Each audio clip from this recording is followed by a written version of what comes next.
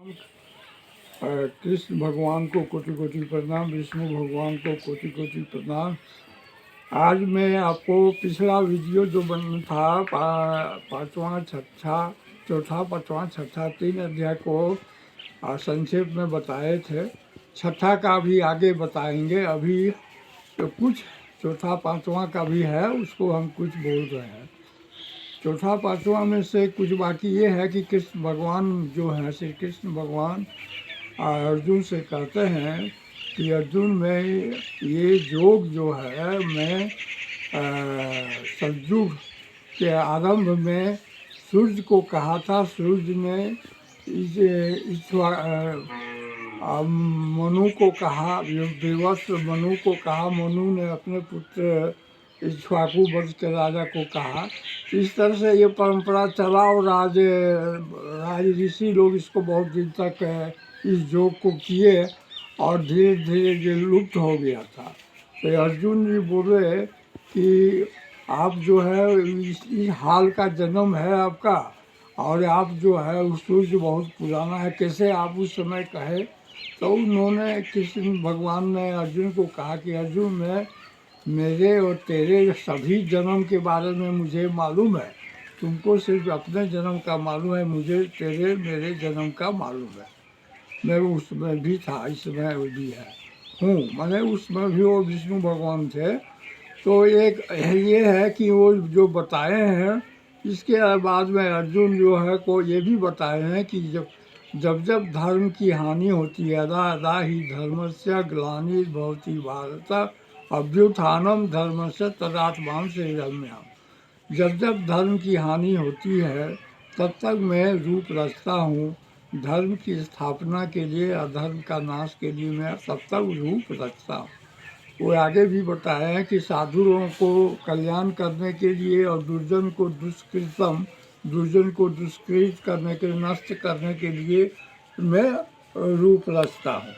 और वो सब ये जुग जुग को मैं सदा जो है हमेशा कल्याण करता हूँ, कल्याण करने के लिए ऐसा काम करता हूँ। तो उन्होंने ये सब बताने के बाद में अर्जुन को भी और जो है वही जो ज्ञान योग और संन्यास योग के बारे में बता चुके हैं, वही उसी के बारे में वो बताए हैं कि संयम करके ज्ञान योग को भी प्राप्ति कर सकता है, संयम करके कर्म योग की भी प्राप्ति कर सकता है। उनका कहने का वो ये है कि आप कर्म फल में जो है स्पृहा मत रखो। कर्म करने का अधिकार है, लेकिन कर्म फल का स्पृहा मतलब अपने कामना में मत रखो और हम पर छोड़ो। तो उनका ये भी कहना है कि यदि अब मुझ पर सब समर्पित होकर कर्म योग करोगे तो तुम्हें उसका फल मिलेगा, और कर्म योग के करते हुए तुम जो है हम पर समर्पित करके युद्ध में लड़ो, युद्ध मैदान में युद्ध करो। तो इस तरह वो समझाए हैं, वही कर्म योग और ज्ञान योग संन्यास योग जिसको कहते हैं उसी को समझाए हैं। और इसी का जो विस्तार से आप भी पढ़ के समझ लेंगे। मेरा अभी थोड़ा व्यवहारिक रूप से मैं कुछ कहना चाहता हूँ। मैं ये कहता हूँ कि बंधु, ये तो गीता है, धर्म है, और इससे हमको जो है शारीरिक मानसिक सब सुख मिलता है।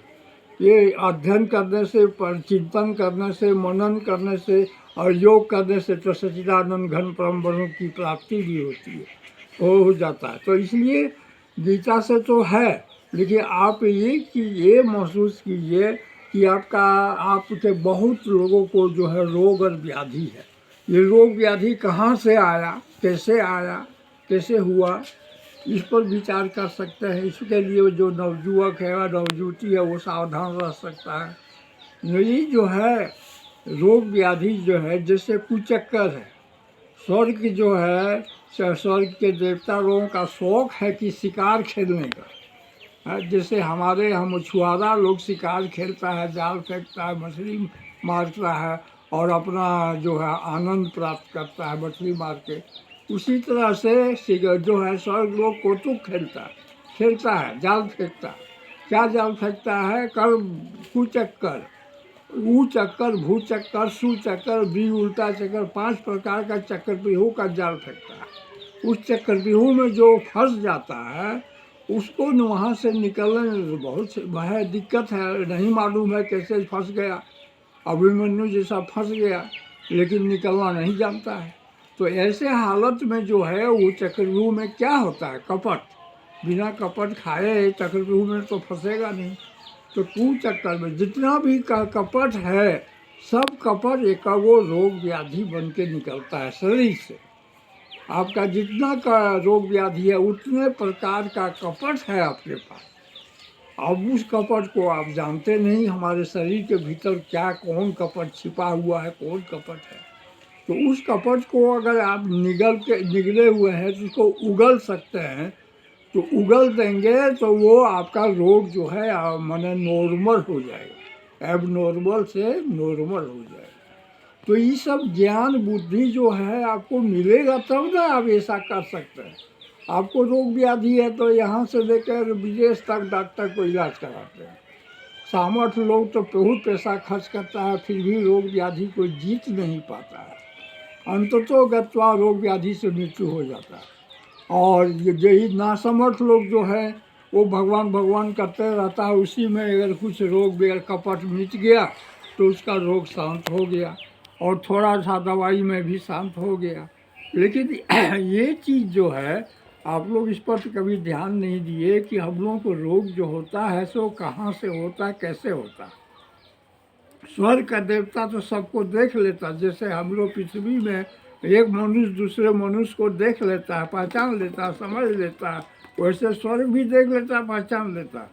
लेकिन वो रहता है आपके पीछे, छिप के रहता है, वो सूक्ष्म है, छिपा हुआ है। और वो शिकारी है, जाल बिछाता है, दाना डाल रहा है, लोभ में सबको फंसा के तो बस चक्रव्यूह में जो है वो कोचो खेलता है कि हमारा इतना शिकार किए, आज इतना शिकार किए, आज इतना शिकार हुआ। तो इसलिए कहता हूँ कि आप लोग संयम अगर नहीं करेंगे, जुआ जुगती लोग, तो कुचक्कर में उचक्कर भूचक्कर में फंस जाएंगे। ये अज्ञान चक्र, अज्ञान बढ़ने से कुचक्कर में फंसता है लोग। तो ज्ञान इसलिए बहुत ज़रूरी है। ज्ञान हमारे करोड़पति के यहाँ कोनो चीज़ का कमी नहीं है, हर चीज़ का सुख सुविधा, वैज्ञानिक सुख सुविधा बहुत समान है, इलेक्ट्रॉनिक वगैरह क्या नहीं है, सब सुख सुविधा है। लेकिन वो रोग व्याधि से मुक्त कहाँ है?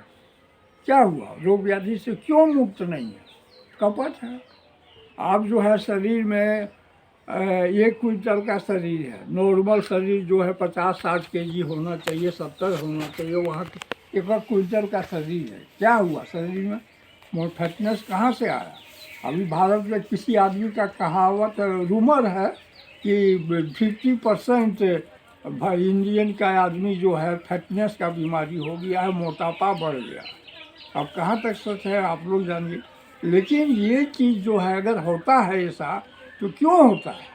इसलिए आप लोग बंधु ज्ञान पर ज़्यादा ध्यान दीजिए और ज्ञान सुनिए। संत महात्मा लोग जो है ज्ञान से सुनिएगा तो आपको बहुत फायदा होगा। रोग व्याधि भी